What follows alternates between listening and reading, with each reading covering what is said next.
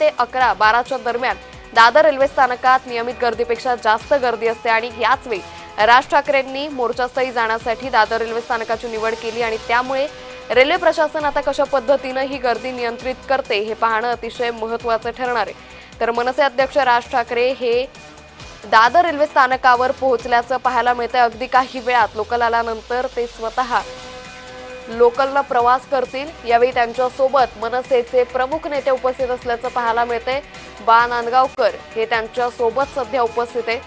तर या मोर्चाकडे खरं तर संपूर्ण राज्याचं लक्ष लागलेलं आहे। या संदर्भात अधिक माहिती घेऊयात आमचे प्रतिनिधी प्रशांत सागवेकर यांच्याकडून। प्रशांत, आपण पाहतोय मनसे अध्यक्ष राज ठाकरे हे दादर रेल्वे स्थानकावर पोहोचले, काय अधिक माहिती? सत्ताधाऱ्यांच्या विरोधामध्ये विरोधक हे ताकदीनं उतरण्याचा प्रयत्न करतायत। एका बाजूने जर आपण बघितलं तर हे विरोधकांचं शक्ती प्रदर्शन देखील म्हणता येईल। आगामी मुंबई महानगरपालिका आणि या महानगरपालिकेवरती कोणाचं वर्चस्व हा एक महत्त्वाचा मुद्दा या सगळ्याच्या पाठीमागं आपल्याला महत्त्वाचा आहे आणि तो आपल्याला लक्षात घ्यायला लागेल।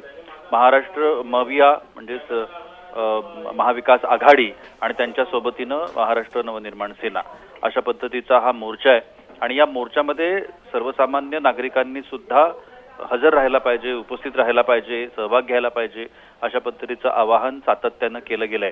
त्यामुळे आजच्या या मोर्चाला कशा पद्धतीनं प्रतिसाद मुंबईमध्ये मिळतो हे पाहणं महत्त्वाचं आहे। फॅशन स्ट्रीट हा मुंबईमधला अत्यंत गजबजलेला असा पद्धतीचा भाग आहे, ज्या ठिकाणी कपडे बाजार भरतो, आपल्याला सगळ्यांना माहिती आहे, विविध प्रकारच्या वस्तू त्या ठिकाणी मिळतात। त्या ठिकाणी नेहमीच गर्दी असते। या गर्दीच्या ठिकाणाहून मुंबई महानगरपालिका हे जर अंतर आपण बघितलं तर ते केवळ 1 किलोमीटरचं अंतर आहे।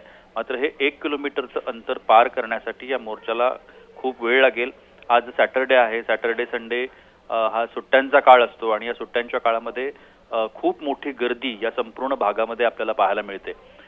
या ठिकाणीच सगळी कार्यालये सुद्धा आहेत, अनेक गोष्टींची कार्यालय, मंत्रालय जवळ आहे। त्यामुळे या ठिकाणी जी वर्दळ आपण म्हणतो ती खूप मोठ्या प्रमाणामध्ये असते। राज्याबाहेरून येणारी लोक सुद्धा खूप मोठ्या प्रमाणामध्ये असतात।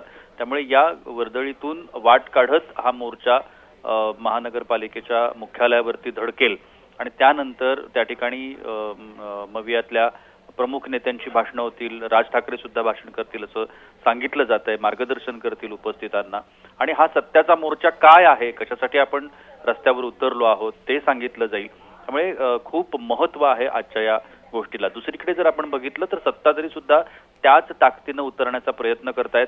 सत्ताधारी या संपूर्ण मोर्चाला प्रत्युत्तर देण्याचा प्रयत्न करतायत। भाजपानं त्याकरता मूक आंदोलनाचा पर्याय शोधलाय। बाबुलनाथ मंदिर हा जर परिसर आपण मुंबईतला बघितला तर तो सुद्धा तशाच पद्धतीचा परिसर आहे। बाबुलनाथ मंदिर परिसरामध्ये भाजपा मूक आंदोलन करणार आहे आणि कदाचित हे आंदोलन या मोर्चाच्या आधी केलं जाईल। त्यामुळे सत्ताधारी आणि विरोधक यांच्यामधला जो संघर्ष आहे हा संघर्ष आज मुंबईतल्या रस्त्यावरती आपल्याला पाहायला मिळणार आहे। मवियाचे जे सगळे नेते आहेत ते नेतृत्व करतायत। त्याच पद्धतीनं महाविकास आघाडीमध्ये नव्यानं सहभागी होऊ पाहणारे राज ठाकरे हे सुद्धा या मोर्चाच्या केंद्रस्थानी आहेत आणि आपण जर बघितलं तर मुंबईतली सत्ता आहे ती मुंबई महानगरपालिका कोणाच्या ताब्यात याच्यावरून ठरते। त्यामुळे मुंबई महानगरपालिका ही संपूर्ण देशातली सगळ्यात महत्त्वाची आणि मोठी आर्थिक उलाढाल असणारी महानगरपालिका असं या महानगरपालिकेकडे पाहिलं जातं। त्यामुळे ही महानगरपालिका राज्याची आर्थिक राजधानी असणाऱ्या मुंबईची जी महानगरपालिका आहे ती आपल्या ताब्यात असावी असं सगळ्याच पक्षांना वाटतं। मग सत्ताधारी असतील, विरोधक असतील, हे सातत्यानं या महानगरपालिकेवरती वर्चस्व प्रस्थापित करण्यासाठी प्रयत्न करतात आणि त्याचाच हा एक भाग आपल्याला म्हणता येईल।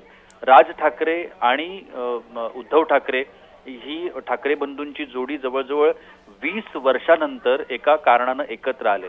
महाराष्ट्र वाचवायचा आहे आणि म्हणून आम्ही एकत्र आलोय अशा पद्धतीनं त्यांनी लोकांसमोर आपली भूमिका ठेवलेली आहे आणि या भूमिकेला आता मुंबईकर कशा पद्धतीनं पाठिंबा देतात, कशा पद्धतीनं या दोन्ही भावांच्या पाठीमागं उभे राहतात हे पाहणं महत्त्वाचं ठरणार आहे। एकीकडे सत्तेमध्ये असलेले देवेंद्र फडणवीस, एकनाथ शिंदे आणि अजित पवार हे या संपूर्ण घटनेवरती टफ फाईट करण्याचा प्रयत्न करतील आणि सत्ता आपल्या हातात ठेवण्याचा प्रयत्न करतील। निश्चित प्रशांत सर, त्यामुळे एकंदरीतच आता या सगळ्या मोर्चानंतर पुढे आगामी काळात काय घटना घडतात, काय राजकीय समीकरणं बदलतात हे पाहणं महत्त्वाचं ठरेल.